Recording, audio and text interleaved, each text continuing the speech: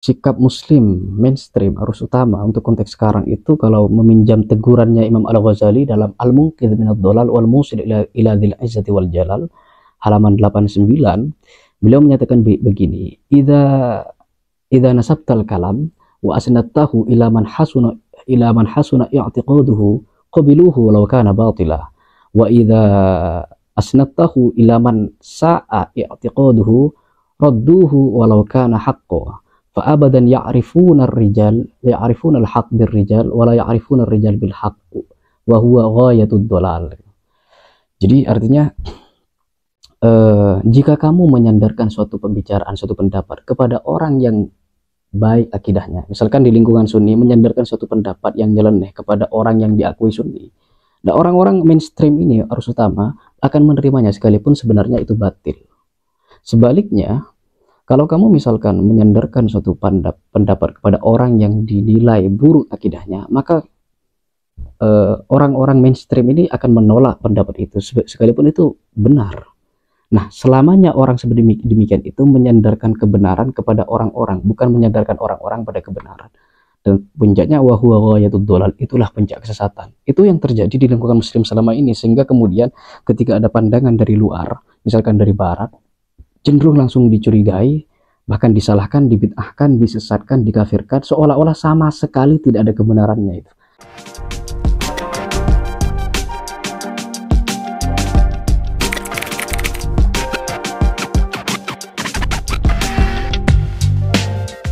Salam sejahtera untuk semua, jumpa lagi dengan channel Iman Nalar. Pada video kali ini saya akan mendiskusikan satu pertanyaan yang cukup riskan untuk kita pahami lebih dalam, yaitu mana yang lebih doktrinal antara akidah atau persaudaraan. Pertanyaan ini ya, dua entitas tadi itu, dua variabel tadi, akidah dan persaudaraan, sebenarnya sama-sama doktrinal dalam Islam. Tetapi kalau misalkan dihadapkan pada suatu pilihan yang cukup dilematis antara persaudaraan atau akidah, kira-kira mana yang harus kita prioritaskan? Nah, sejauh ini pemahaman mayoritas muslim adalah bahwa akidah itu adalah dasar dari seluruh konstruksi keislaman kita gitu. Dan itu memang benar, sebab untuk menjadi muslim itu adalah ya harus mengucapkan syahadat dengan seperangkat keyakinan bahwa ya ucapan itu tidak sekedar ucapan, tapi memang cerminan dari keyakinan dan perasaan gitu. Nah, keharusan melafalkan syahadat itu tentu jelas merupakan akidah gitu. Menunjukkan bahwa akidah itu sangat doktrinal di dalam Islam. Nah, dalam perkembangan selanjutnya kemudian akidah itu bukan hanya syahadat, tapi dipahami lebih lanjut dengan ditambahkan dalil, seperangkat sistem keyakinan, dengan ya diambil dari Quran dan hadis, disistematikakan menjadi ini atau itu, hingga kemudian akidah itu bukan hanya syahadat, tapi sudah menjadi semacam disiplin ilmu yang tertata secara sistematis, utuh, dipaparkan secara logis, dan terutama dipandang sebagai satu keutuhan yang doktrinal dan tak bisa diganggu gugat sama sekali gitu. Nah, hal-hal demikian dalam ranah akidah itu oleh Muhammad Arkon, pemikir muslim asal Aljazair, karena mungkin kalau meminjam istilahnya Arkon itu, karena sudah sangat menumpuk menjadi satu keutuhan yang sangat utuh, pejal dan sebagainya, ia meliputi, yaitu bagaikan lapisan geologis pada bumi, satu liputan yang dari saking pejalnya sehingga kita susah untuk membongkar masuk ke dalam intisarinya gitu. Nah, akidah itu lebih lanjut ya, memang isinya adalah, kalau mengacu terhadap pandangannya Syekh Nawawi Banten dalam Nihayatuz Zain fi Irsyadil Mubtadi'in bi Syarh Qurratil Ain bi Muhimmatid Din. Jadi akidah itu isinya tiga. Pertama, ilahiyat, ketuhanan, Tuhan dengan segenap sifat-sifatnya. Kemudian nubuat, kenabian, nabi dengan segenap sifat-sifatnya. Yang kemudian sam'iyat, hal-hal yang tidak kita dapatkan dengan penalaran, tapi murni kita dengar langsung dari wahyu, yaitu alam gaib dan akhirat. Nah, kalau misalkan kembali ya ke pertanyaan tadi, akidah itu adalah yang paling doktrinal dibanding persaudaraan. Mari kita berkaca dan belajar kepada sejarah.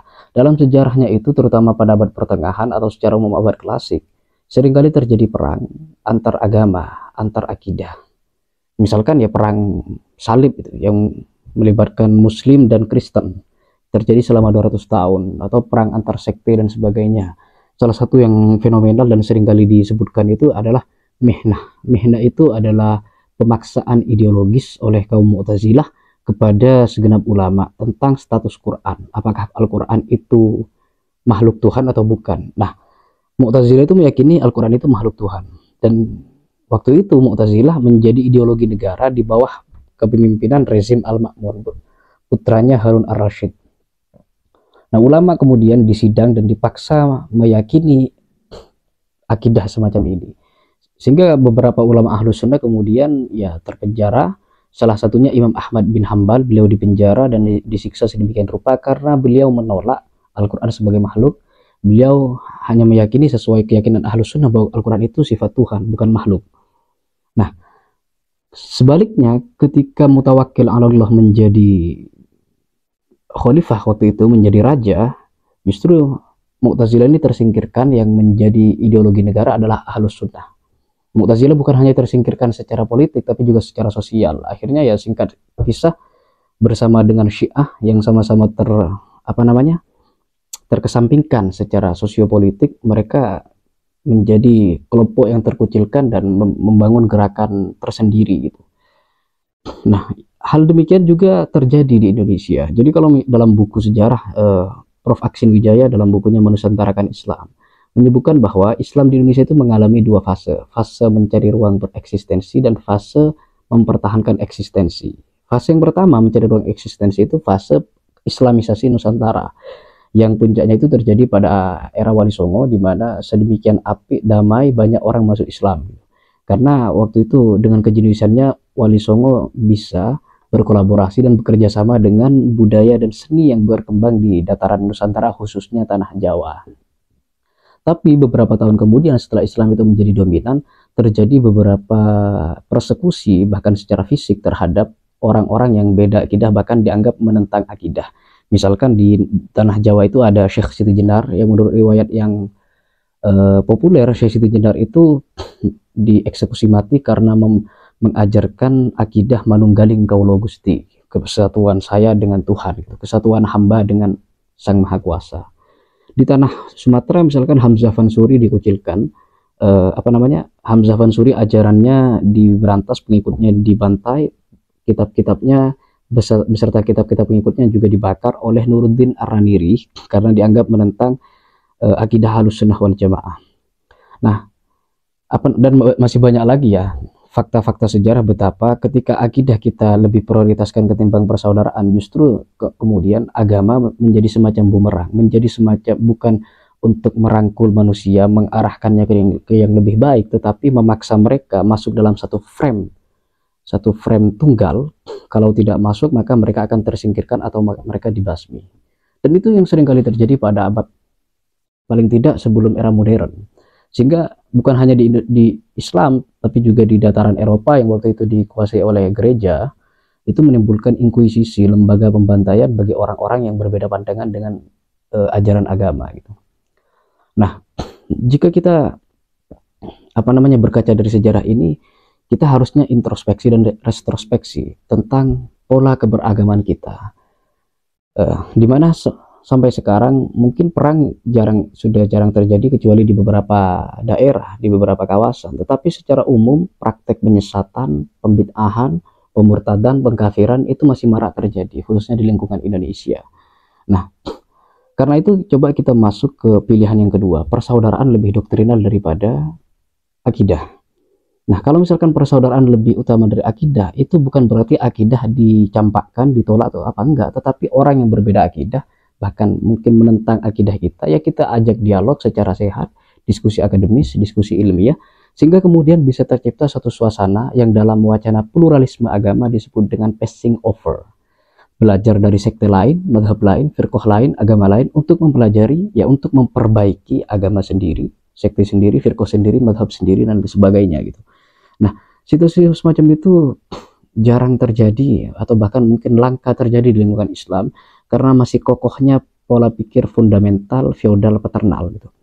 Jadi sikap muslim mainstream arus utama untuk konteks sekarang itu, kalau meminjam tegurannya Imam Al-Ghazali dalam Al-Munqidh minadh Dhalal wal Musil ila Dzil Izzati wal Jalal halaman 89, beliau menyatakan begini, idza nasabtal kalam wa asnadtahu ila man hasuna i'tiqaduhu qabiluhu walau kana batila, wa idza asnadtahu ila man sa'a i'tiqaduhu radduhu walau kana haqqo, fa abadan ya'rifuna al-haq bir-rijal wa la ya'rifuna ar-rijal bil-haq wa huwa ghayatud dhalal.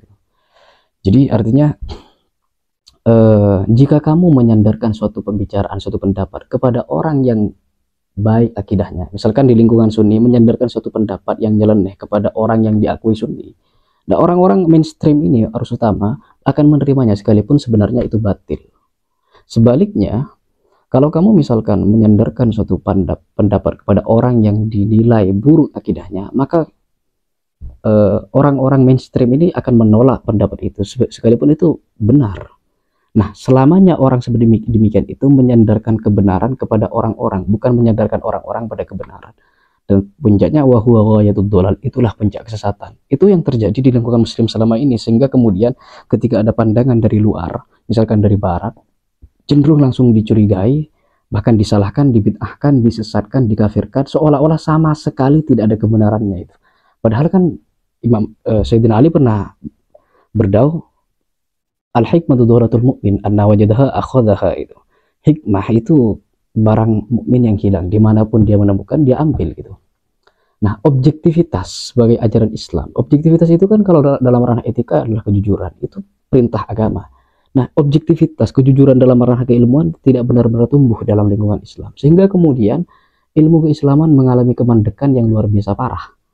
Kalau kita belajar ilmu keislaman, itu rata-rata ilmu produk abad pertengahan, usul fikih, wain fikih, nahwu, shorof, dan sebagainya. Jadi nyaris tidak ada disiplin ilmu baru gitu. Bukan mau menghina ilmu tadi tetaplah sangat agung, adiluhung, tetapi stagnansi keilmuan Islam itu perlu kita sadari secara faktual, secara nyata, bahwa memang itu benar-benar terjadi gitu.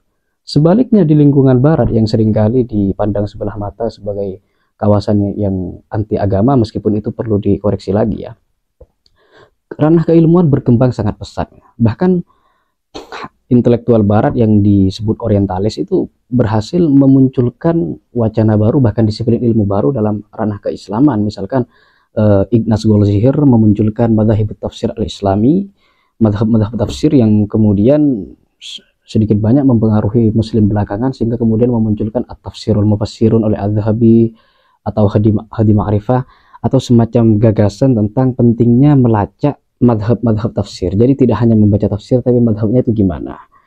Kemudian sejarah Al-Quran yang kemudian memunculkan tafsir nuzuli, tafsir berdasarkan riwayat, itu kan akarnya dari Theodor Nolde, orientalis Jerman yang menulis buku kemudian diterjemahkan ke bahasa Arab berjudul Tarikhul Quran, sejarah Al-Quran. Kemudian lagi muncul revisionisme, pembacaan ulang atas sejarah Islam. Ya secara umum ada orientalisme. Jadi ada banyak sekali ilmu yang barat sumbangkan, tidak hanya untuk umat Islam tapi untuk dunia. Tapi umat Islam sendiri stagnan, selalu terperangkap dalam romantisisme masa lalu bahwa Islam dulu berjaya, sehingga kemudian dianggap, dipostulatkan Islam sudah sempurna. Padahal kejayaan Islam di tempo dulu itu diperjuangkan dengan penalaran, bukan dengan ya hobi sesat menyesatkan gitu. Nah, dari ini saya ingin poinnya adalah ketika persaudaraan itu lebih diprioritaskan, maka beda akidah, bahkan bertentangan akidah, itu kita sikapi dengan dewasa, dengan diskusi sehat, dengan sharing secara akademis, tidak ada kekerasan wacana seperti menyesatkan, apalagi kekerasan fisik. Sehingga kemudian agama itu bisa menyelamatkan manusia, bukan menjadi teror bagi manusia. Demikian apa yang dapat saya paparkan pada video kali ini, semoga berguna. Akhir kata, salam iman dan nalar.